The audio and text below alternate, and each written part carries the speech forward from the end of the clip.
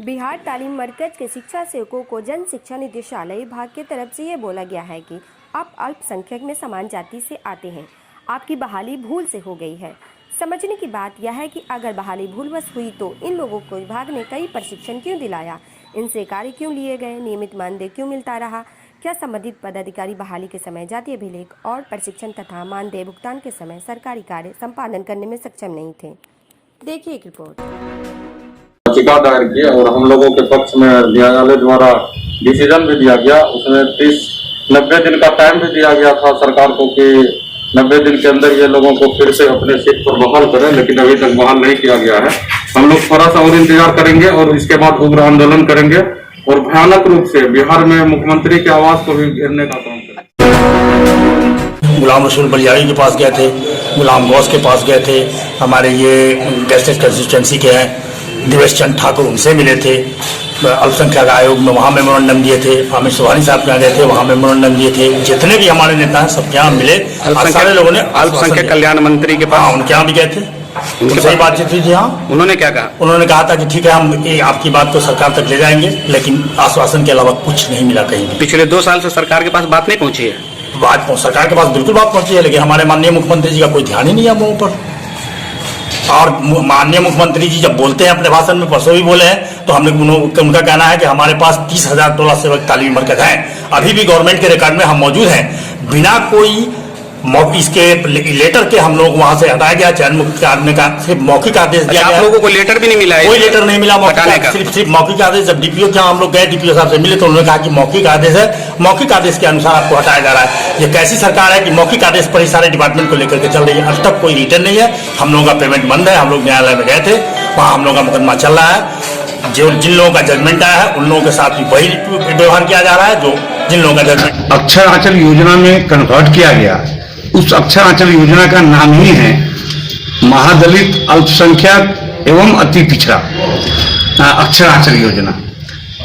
जब इनका कहना हुआ कि भूलवश आपकी बहाली हुई, उसके बाद 2018 में इन्होंने मार्गदर्शिका निकाला। उस मार्गदर्शिका से एवं को हटा दिया गया, जबकि शुरू से लेकर आखिर तक एवं अति पिछड़ा था। उससे पहले अल्पसंख्यक था। अल्पसंख्यक में सभी जाति आते हैं। और उस समय में कहीं कहीं विद्यालय से वंचित बच्चे तो थे, लेकिन अति पिछड़ा एक भी पढ़ा लिखा नहीं था, मैट्रिक पास नहीं था।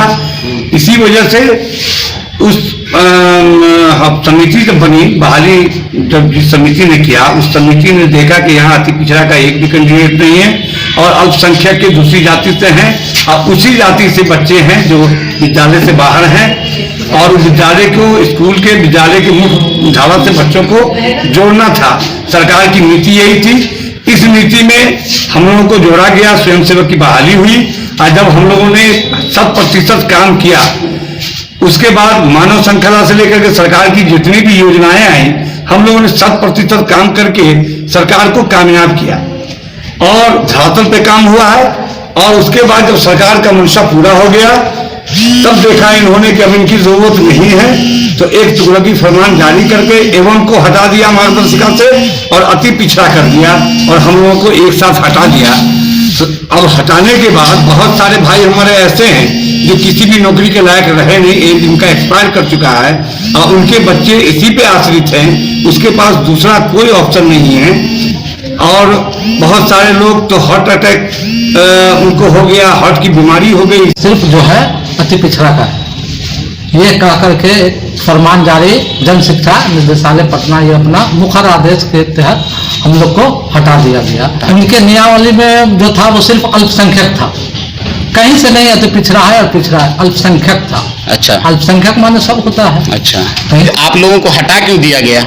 यही कह करके हटा दिया गया कि इसमें जो अति पिछड़ा खुआना था, आप लोग गलती से आ गए हैं और भूल बस से आ गए हैं, तो ये हम लोग थोड़े हैं।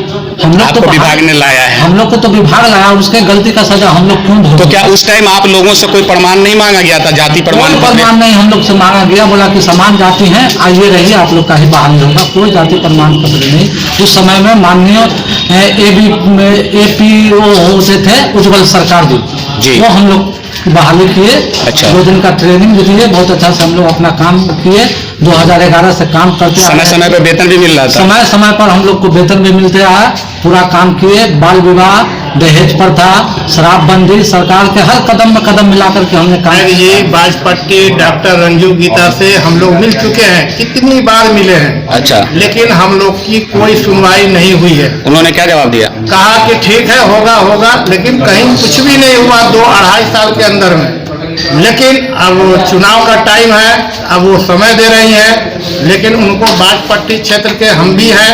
गौरी मेरा मकान हुआ नानपुर प्रखंड में। क्या नाम हुआ आपका? जकी हैदर खान। अच्छा, लेकिन इस दफे हम लोग पूरे बाजपट्टी के जितने भी सामान्य जाति के लोग हैं उनको इस दफे जो है सबक सिखाते रहेंगे। से मैं यही गुहार लगाना चाहता हूँ कि हम लोगों की मजबूरी, हम लोगों के बाल